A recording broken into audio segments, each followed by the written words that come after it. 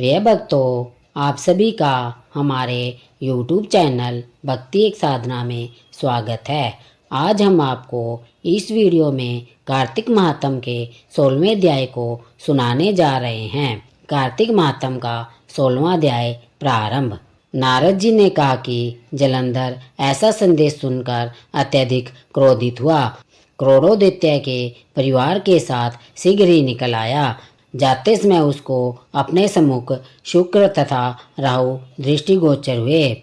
उन्हें देखते ही उसका मुकुट पृथ्वी में गिर पड़ा और शीघ्रता से स्वयं भी फिसल गया। सैकड़ों दैत्यों की सेनाओं से तथा सहस्त्र विमानों से व्याप्त आकाश वर्षा काल में बादलों की भांति हो गया। उसके इस प्रयास को देखकर इंद्रादि देवता भागकर चुपके से महादेव जी के पास जाकर बोले। देवताओं ने कहा, हे स्वामिन, क्या आप हम लोगों की विपत्ति को नहीं जानते हैं? अतएव हे प्रभु, हम सब की रक्षा के लिए इस प्रबल राक्षस जलंधर को मार डालिए। नारद जी ने कहा। देवताओं की इस वाणी को सुनकर हंसते हुए शंकर जी ने विष्णु भगवान को बुलाकर यह कहा। श्री शंकर भगवान ने कहा, हे विष्णु, आपने संग्राम में जलंधर को क्यों नहीं मारा और अपने बैकुंठ को छोड़कर उसके घर में जाकर क्यों रहते हो? विष्णु भगवान ने कहा, आपके अंश से उत्पन्न और मेरी स्त्री लक्ष्मी का भाई होने के कारण मैंने उसे नहीं मारा, आप स्वयं उसे मारे। महादेव जी ने कहा, अति प्रतापी जलंधर इन शस्त्रों से नहीं मारा जा सकेगा, इसलिए आप अपने तेज के अंश के साथ देवताओं के तेज का अंश शस्त्र के लिए मुझे दीजिए। नारद जी ने कहा। तब विष्णु आदि समस्त देवताओं ने अपना अपना तेजांश शिव जी को दे दिया। तब उस संपूर्ण एकत्रित तेज में महादेव जी ने अपना तेज भी मिला दिया।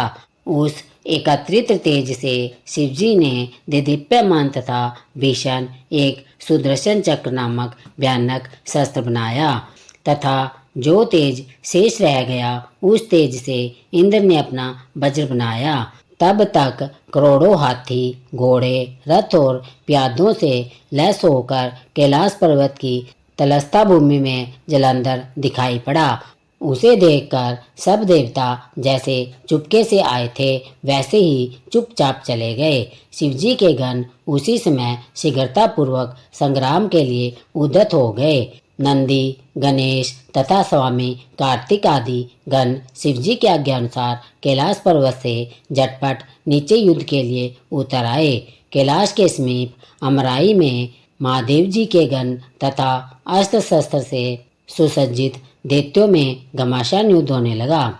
योद्धाओं को प्रसन्न करने वाले बेरी, मृदंग, शंखों के शब्दों से तथा हाथी, घोड़ों, रथों के घोर शब्दों से व्याप्त होकर पृथ्वी कांप उठी। शक्ति, तोमर, बाण, मूसल, पास तथा पटिस्थों के शब्द से व्यापक आकाश मंडल अनंत उल्कापात से सदृश्य सुशोभित हो गया।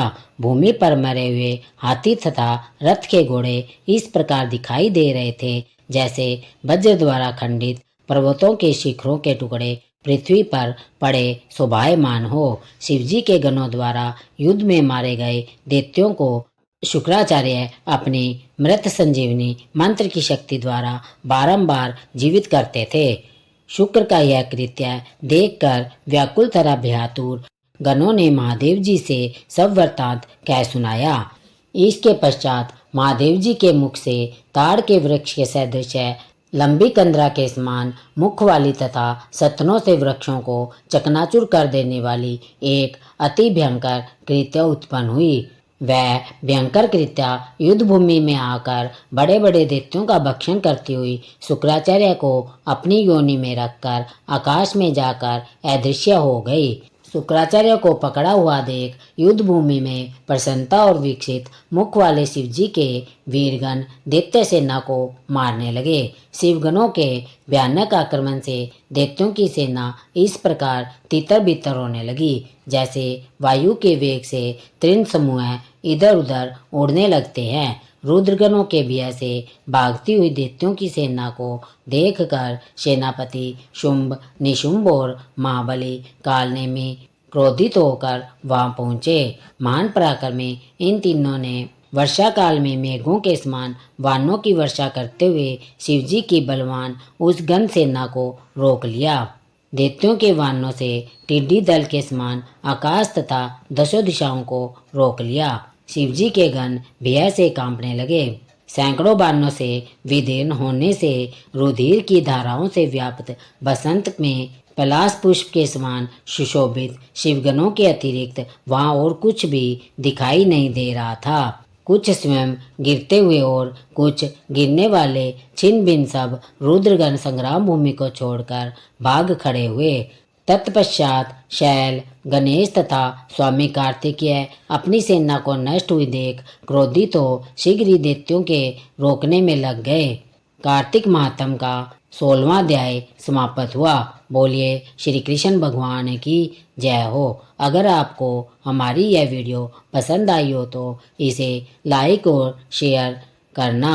धन्यवाद।